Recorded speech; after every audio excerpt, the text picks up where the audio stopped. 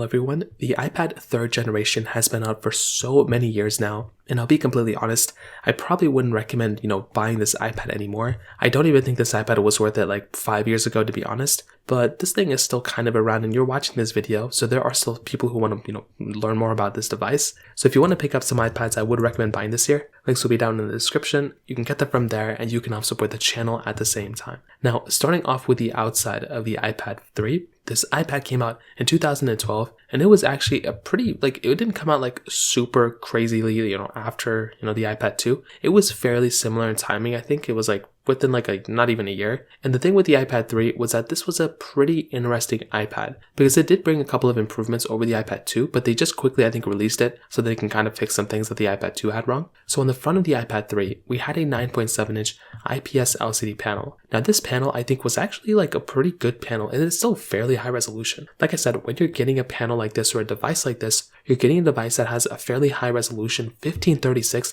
by 2048. That is a really good resolution, I would say, to have inside of this type of device. On top of that, you're getting pretty thick bezels around this whole entire iPad. So you're getting thick bezels around it. When you compare this iPad against the latest and greatest iPads, clearly this thing is not going to be holding up too well. This thing is a much older type of iPad, but it's really not even that ugly. When I look at this thing, I could see how this thing kind of looks like the iPad 9th generation. So it really isn't even that bad from that perspective. So I definitely do like this iPad. Again, it's not the best looking iPad of all time or anything, but it gets a lot of respect from me because of the way this iPad kind of holds up from that particular perspective. So from that side of things, that kind of covers it up there. You do have the, home button there. You have the, front camera there as well. But beyond that, nothing else super crazy going on for this particular iPad. On the bottom, you do have the headphone jack, which is super cool. I love having a headphone jack and this thing has it. You do also get that 30-pin connector at the bottom as well. So that 30-pin connector is amazing. It was amazing at that time. Clearly now this thing is not really that great of a port anymore. It's severely outdated. But at that time, it was a very good port to have. And once again, that's something that's super cool because when you're getting the 30-pin connector, it was still a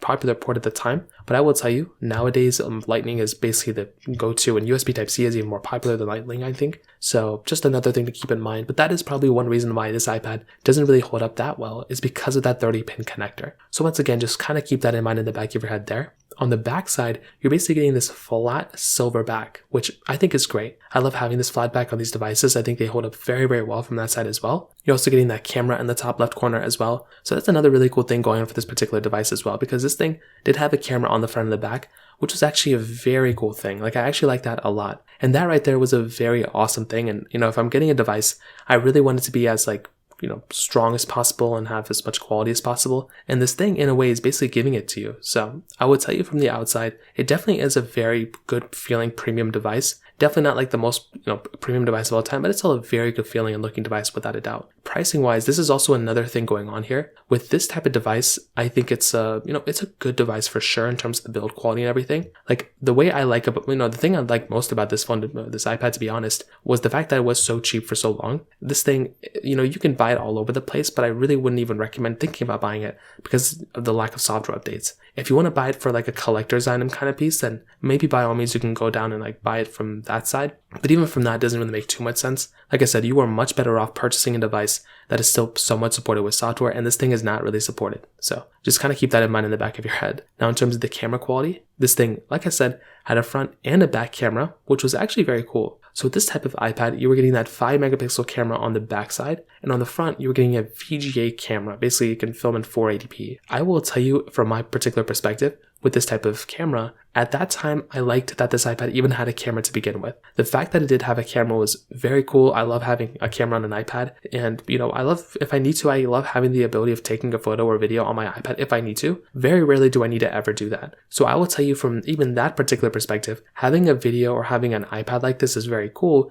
because you can go ahead and basically just, and use this camera, use this iPad as you normally would. And that's a very cool thing. I will tell you though, this iPad, even when it first came out, the camera quality wasn't even that great, but it kind of did match in line to what you're getting on the iPhone 4. So I think from that side, it's a very, very cool thing. Keep this in mind though. With this particular iPad, if I were you, I would probably not recommend buying this iPad because of its camera. It is just not that great of a camera. I think we all know this, but that's kind of what's going on here. Just a fairly outdated camera, but that's kind of what happens, and that's kind of what you'd expect from this type of device. So from that side, that kind of covers it up there as well. Now, the biggest thing here, the software longevity. This iPad is no longer supported with software. That is basically the biggest thing to keep in mind. But the even bigger aspect of that is that this iPad has not been supported with software for years. Like, it's been actual years since this iPad has gotten a software update, and this thing I think stopped at iOS 9. That was like so long ago. I think that was like 2017 or 2016 or something. That was several years ago. I think 2016 was iOS 9 stopped getting support. So I mean, you're talking about an iPad that's been unsupported for so many years.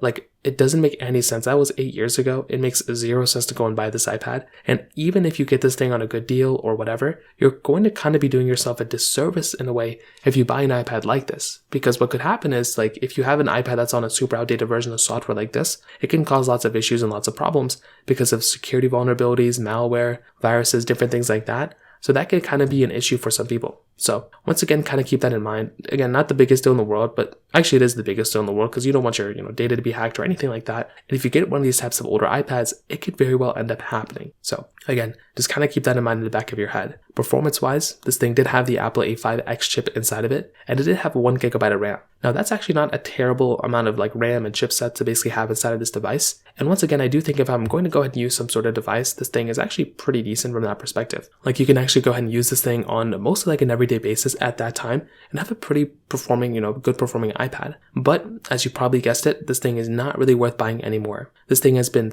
already outdated for so many years, and the performance of this thing is already outdated as well. So like I said, I don't really want to recommend iPads to people if they're already going to be outdated or if they're not going to be great. And that's basically what's going on for this particular iPad. It's just not going to be that great of a performing device when it comes down to it. So, at that time, most people saw iPads as like bigger iPhones. And that's kind of what was going on here. Like, most people were probably going to go through and like buy some sort of iPad if they wanted to go ahead and basically just use it as some sort of like, side device of some sort, if they were going to go and use it as like an iPhone, like a bigger iPhone to play certain games or whatever. But I would say for the vast majority of people at that time, maybe they were using this iPad as kind of like I'm trying to think, like a MacBook replacement, or maybe more of like an iPhone replacement. But like I said, this thing, turns on and everything, and it kind of does some stuff here and there. But at the core level, it's just not really worth buying because it is already so much of an outdated iPad when it comes down to it. So to kind of sum up this entire video, what I will tell you is, I really don't think in any way the iPad 3rd generation is worth buying. This iPad was not worth buying even 1 year ago, 2 years ago, or even 5 years ago. It's been many years since this thing has been outdated with software, and it doesn't really make any sense at all to go ahead and buy this thing. Like I said, you are so much better off purchasing a device that is still supported with software. So things like, the iPad 9th generation, iPad 8, iPad 10, the iPad Air 4, even like the iPad Air 3, those iPads are better than this thing. It doesn't make any sense to buy this iPad at all. Please go ahead and buy some of these newer ones. This one is just way too old, and it makes zero sense to go and pick up this device right now. So that kind of covers it up there. If you have any other thoughts or questions, let me know in the comment section below. Hit the like button, that would mean so much, but definitely hit that subscribe button. More importantly than everything else, I love every single one of you guys. Hopefully I'll catch you guys in the next video. Peace out till then.